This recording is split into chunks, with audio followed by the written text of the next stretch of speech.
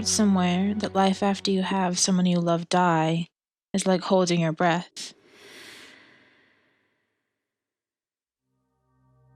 Some days are good. You think less about the loss.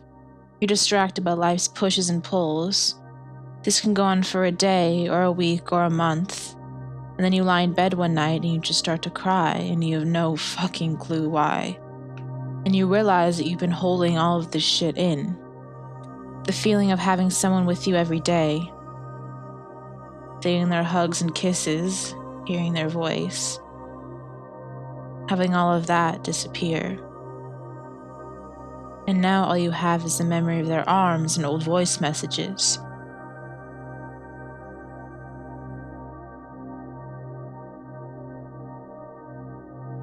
And it's like you've been holding your breath and you finally cry and cry and cry. Those heaving sobs like you did when you were little. There's something beautiful about that long sigh out. But having your body tremble and your eyes well up. Because there are some days where I want to cry and I want to feel something, but I just feel empty. And that's worse than anything. It's worse than the anger, than the pain, than the fear. It's just this quiet numbness. And when that breath finally decides to be let out, it's like this fuck ton of emotions and pain and fear and sadness and anger just running out of you, like when you've been underwater and come up for breath. There's no shame in letting that sigh out. There's no shame in not being able to let it out. There's no shame in feeling absolutely nothing. One thing I learned is that there's no right or wrong way to grieve. I think, though, that the only wrong way to grieve is to stop living. To dwell so much on the pain that it halts your life. To think that moving on is forgetting. Moving on doesn't mean moving on without that person, because that person will be in your heart till the day you die. It scares me sometimes because I can't always remember what her voice sounds like. I can hear it, but it sounds far away. I think I'd tell her all this, but then I just want to hear her talk. I don't even care what about. She could talk about gardens or films or art or anything, and I would just sit there and smile and listen. I can see us sitting together, talking, me in her arms. I still remember what her arms felt like and what she smelled like. Sometimes I wish something shitty and tragic would happen to me just so I could see her and not have to have had this part of my life taken away. I want this one more day with her. And yes, I can talk to her and tell her things, but it's not the fucking same, not at all. And Papa says he can hear her, and I can too. But sometimes I don't know if it's her or my own thoughts. I think losing someone is like someone shooting a gun right next to your ear.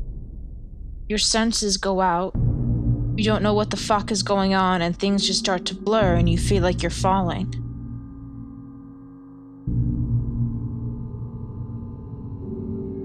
And then slowly, your senses come back to you.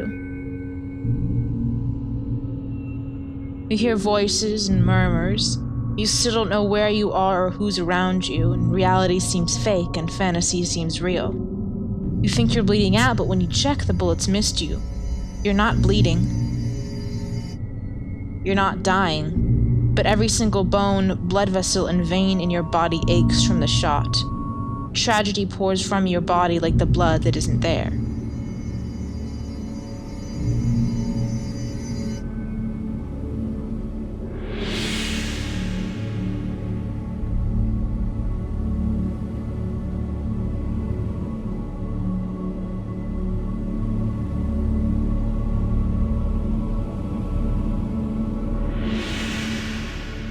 There are some days that the missing is just like a knife plunged right into my gut, where all I want to do is see her.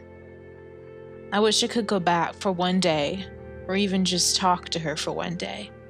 Even an hour would do, to hold her little chubby hands with all their freckles that I can still vividly picture. I'd ask her about the little things, what it's like up there, what she misses. I tell her that I'm doing okay, that I want to be a filmmaker just like her, that I watched her films and they're beautiful. I would tell her that things have been weird lately. I'm losing people and getting closer to people. That I'm anxious to graduate and travel and make films. That I don't want to live safely and by the rules. I want to take chances and put all of my heart and soul into my art. I would say that I miss her. I miss everything. That it's hard to breathe sometimes and to do the smallest fucking thing, like get out of bed in the morning. I would just want to talk to her, to maybe swim in the ocean. This world loves tragedy. We see a car crash and we twist our necks. Colleges are always asking us to write about something difficult that happened to us, how it changed us or how it made us unique. Our tragedies don't make us unique. Everyone has had tragedy. I'm not going to parade my heartbreak around saying, have sympathy for me, I've had it harder than you, because that's utter bullshit. I haven't had it harder than anyone. Heartbreak is something that is universal. Some people's heartbreak seems more extreme, but I don't think that our heartbreaks make us unique.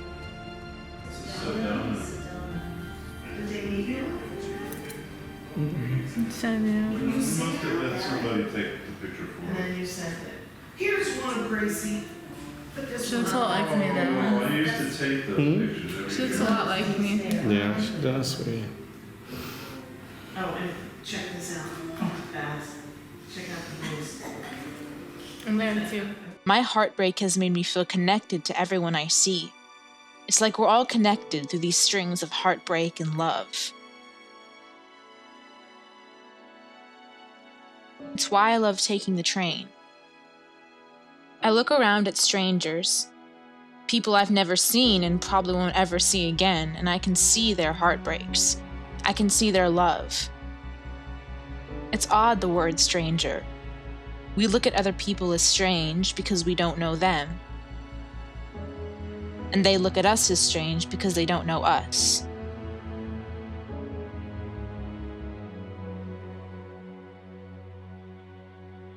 We have walls built up because being naked is frightening. I love letting my walls down. Being utterly naked and having people see my scars and my figures and my shapes. Being naked can be confused with weakness. I am not weak. Crying does not make me weak. Feeling the knot in my chest and throat is not weak. Waking up and trying to find my breath is not weak. Falling is not weak. My heartbreak does not make me weak. Our heartbreaks do not make us weak. Our heartbreaks make us strong. They make us warriors. My heartbreak has made me a warrior.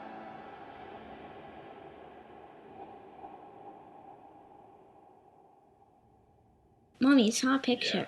Oh, That's my number. hi.